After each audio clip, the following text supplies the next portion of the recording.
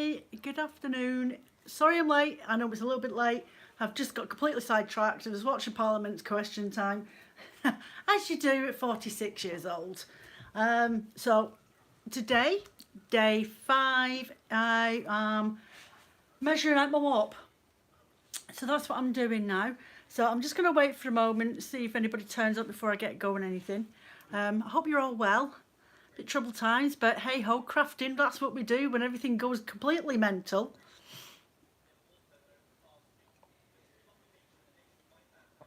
So the pattern, which I never had with me this week, it was upstairs in my workshop. So this is the pattern that I'm making, this one here with the tie round belt. It's more of a kimono than the other style, and it sits just over the hips, which I thought would look really nice no matter what time of the year, and I can use it a bit like a cardigan as well, because everybody knows Joe loves a cardigan. I wish I had more of them, but I don't. So for my measurements on this cardigan, so you can see here, if anyone's never used one of Sarah Howard's Get Weaving patterns, she creates the patterns so that it's all in one woven length.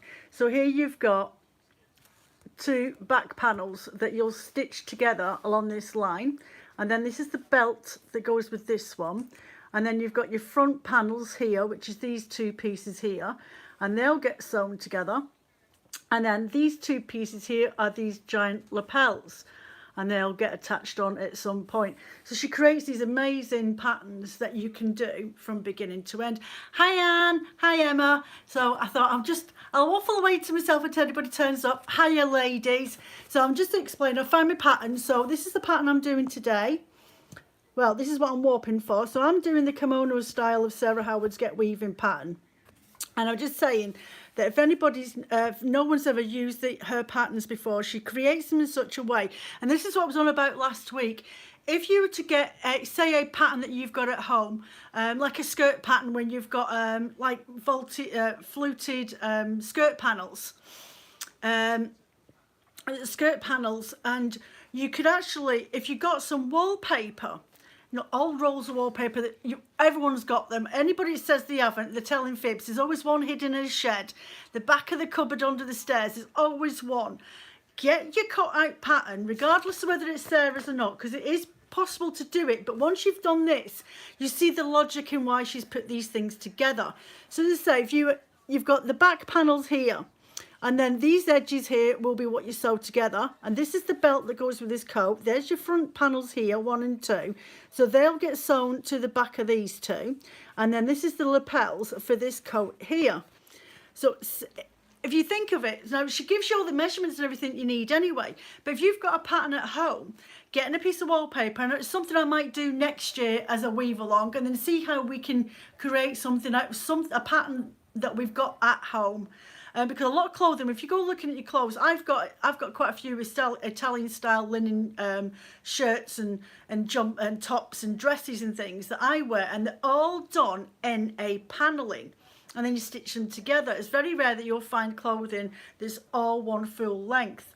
So it's a matter of finding the potential of it. So once you work out your widest diameter on a piece of clothing that you need that is going into sections, then put them on the piece of wallpaper, figure out what your widest part is, and then cut it to the width that you need, and then get the rest of the panels, the pattern paper, and pin them to it, draw it around on your wallpaper, and then do the exact same until you've got the length of fabric that you're going to need for a panel.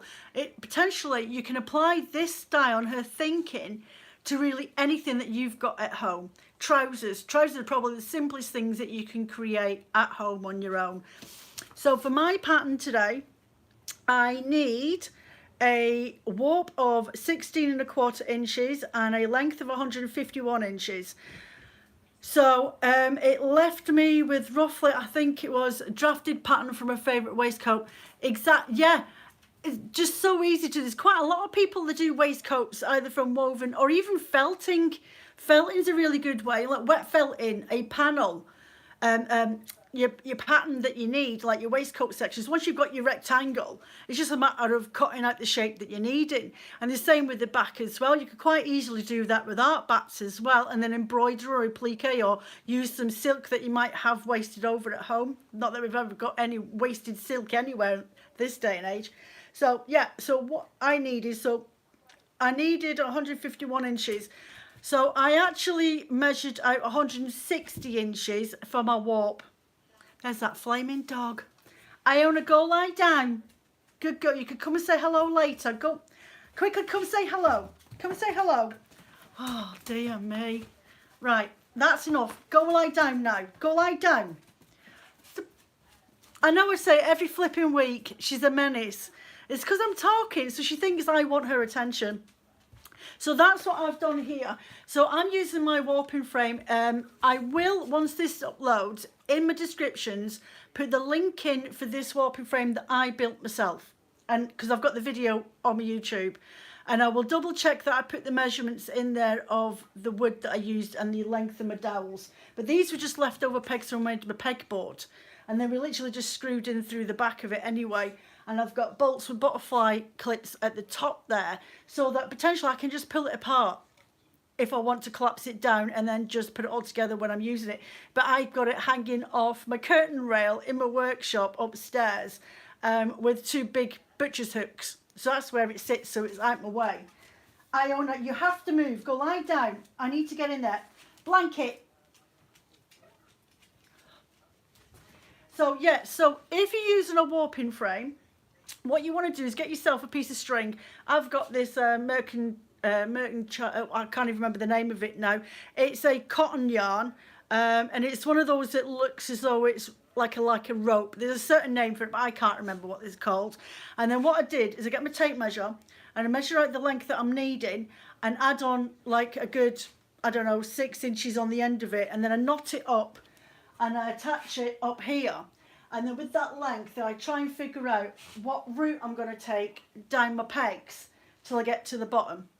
So that's how I work out which way I'm going to go. And then from then, it's like the first couple of wraps around takes a bit of remembering for the method, because you want to make sure that it crosses over in between like that in 2 places. So generally from this section here, then I'll go under and over. And then when I come back down on myself, I'll go under, over and under. But you have to make sure that there's got tension in there and you've got at least 2 figure of 8s going in, and you'll use that for your helping hand beads that will go through, and that will help create some tension with the warp when you're doing it on your own. So like in my magazine, my hand woven, so this, she's actually got this diagram for just slaying a floor loom. Now I'm not obviously slaying a floor loom, but that's the helping hands, and those are the 2 bits that I'm on about. So when I'm warping them, when I'm winding on my warp, I actually tie off my sections. So I've just done it ever so loosely there, but I do know that I need to separate them completely from each other when I get to the next stage after I've done this. So that's what I'm going to do now, and I'm going to try and figure out if I can do this in such a way that you can actually see what I'm doing.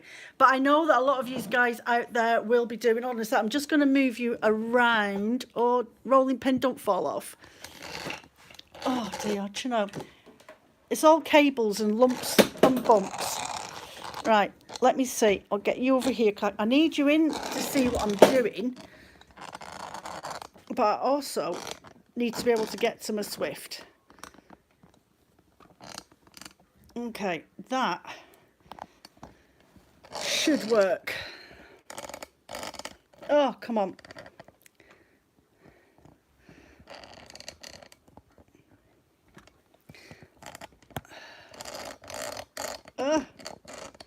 Oh, Joe, do you know, you're never prepared. You'd never think that I'm actually a blinking Girl Guide and a brownie leader, would you really? Right, that'll have to do, but you'll get the gist of what it is that I am doing as I go along. That light's just too bright there. There we go. So my yarn is currently on my Swift. I just need to try and figure out which way my yarn's going. on this. There we go. It's just tucked under. Right. So I just literally loop it. Now, I know that a lot of you guys will be doing it direct warping from a peg, which is brilliant if you can do that. I actually found my peg upstairs when I was looking for the clamps for this, when I put it on there in a minute. Though I found the peg, I didn't find the clamps. So Phil must have took them out to the shed or something. So I'm going to start up here on this peg right there. And then I'm going to go up. And I'm going to follow my string around to start with, or I'm going to go under and then over.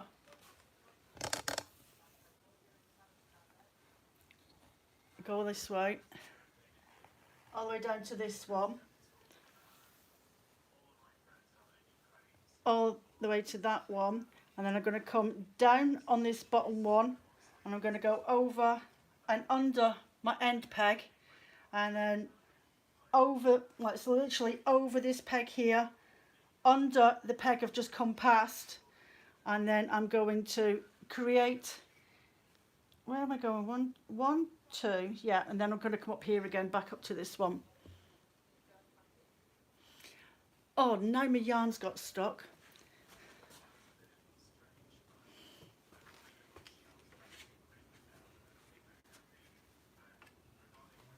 And then just follow around the first yarn and the way that I put that on there to start with.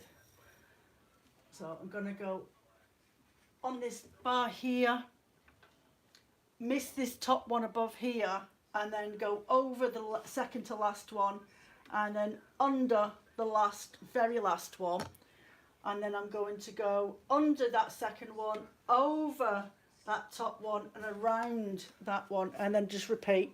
And it's just a matter of just taking time, following the lines, and remembering which way that you did it on your up and down winding. So the next one I came under, and then down, and then over, and again down. Oh, go on down. And then over that direction, back on myself.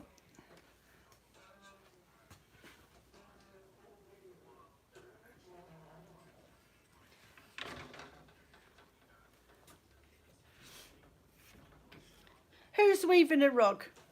Is that Anne saying she's weaving a rug? Oh, do you know, it's got himself all tangled up. Wondering why it's getting so stiff. Piece of yarn, oh, wrapped around the inside of my Swift. That's so annoying. There we go, that should work now. There we go, bit of freedom again. Right, so where are we at? We're at here. So up. So I'm going from this one, under, over and around, and then back on myself again, over the top, around the back and down. Oh, come on, Swift. And then under this bar here, over, under, around and under, and all the way back round the back.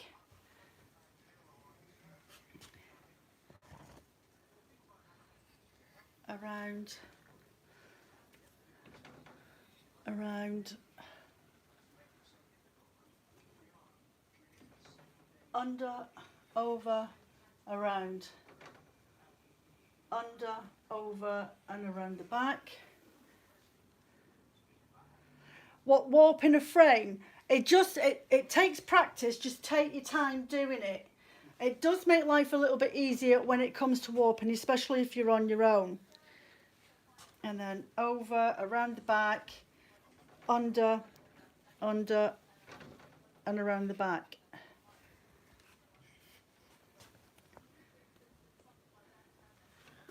Right, what's going on here? That's right. 1, 2, that is right. Just take your time. You can make a mistake. You just have to unravel it all before you get it all tied up. But it just takes a bit of practice. Over, under, and any weaving book will show you how to warp your frame. At the end of the day, you want to do at least 2 crossover sections on your beginning and on your return as well. Which way are we going now? So this way, down, over, under, around, over, and back.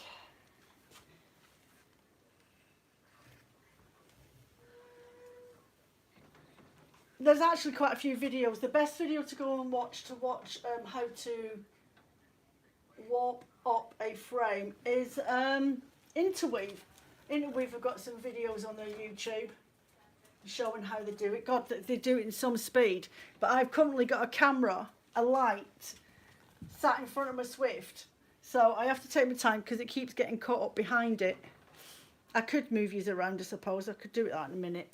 So I need to get back around here and then under, over, over and around, back around, whoop, back around, under, over, under, over and around the back. Just push those threads down at the same time just to stop them from yanking on the dowels, and then I go around the back there and then under, over, over, under and round the back. Push that back a bit.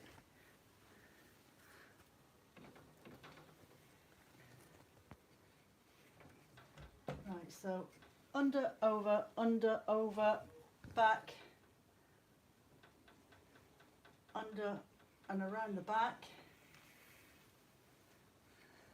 round that peg, round this peg, round this peg, and then I'm going behind and I'm going under, over, over, under and around the back.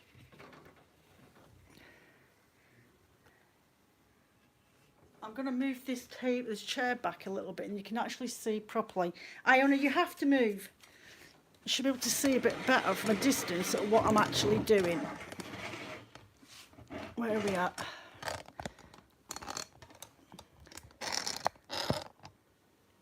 There we go. Go lie down. So I'm going over that way and then I'm going round this peg, underneath that top one, I'm going over and I'm going around, and then I'm going under the peg because I went over it last time, and then I'm going to go right over the top of that top corner one and then round that side, and then back round here, here, here, and then I go around this peg, but I come over this peg, I go under this peg and I go around this peg, and then because I've gone under this one, I go over that one and I come under this one, and then my angle's coming up here for my crossover, so I miss this out and come back up this way and then around and around. I'm just going to push these down a minute, give myself some space. So this peg here, I'm going around, I'm missing out this top one, I'm coming under it and I'm going over this one.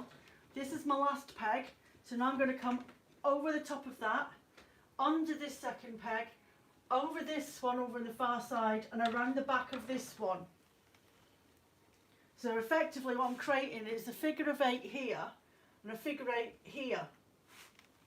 And that's where my 2 helping hand sticks should potentially go in. Right, so I go around the back of this and then I come down, around, over the top. No, I don't. Hold on a sec. Where's that gone?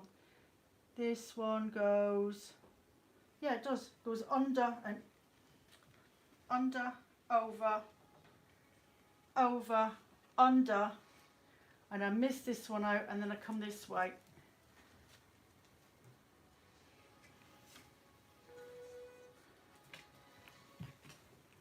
And then up to the top here, and go under, over, over, under, over, over, and back.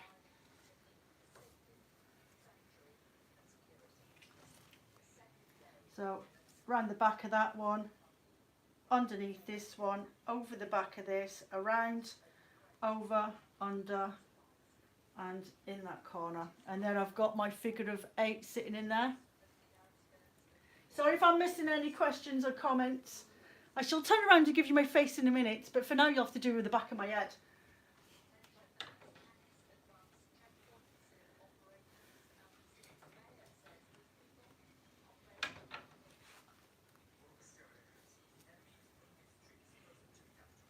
Right, back here, under, over, over that, under this, round that corner and up. Look to see what you did beforehand to make sure you follow the path right round properly.